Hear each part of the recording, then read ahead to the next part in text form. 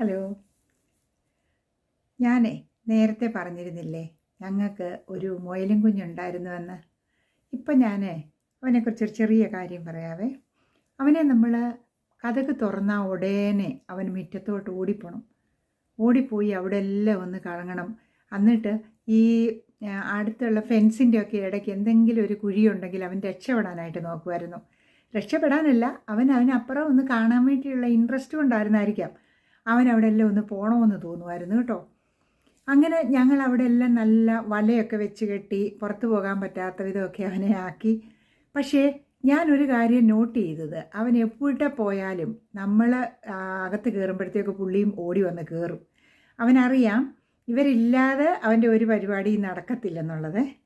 അതുകൊണ്ടാണ് ഈ സ്വതന്ത്രമായി പോകണമെന്ന് ആഗ്രഹിക്കുന്നവരെ ഉണ്ടല്ലോ, നമ്മളങ്ങ് സ്വതന്ത്രമായിട്ട് വിട്ടേക്കുക.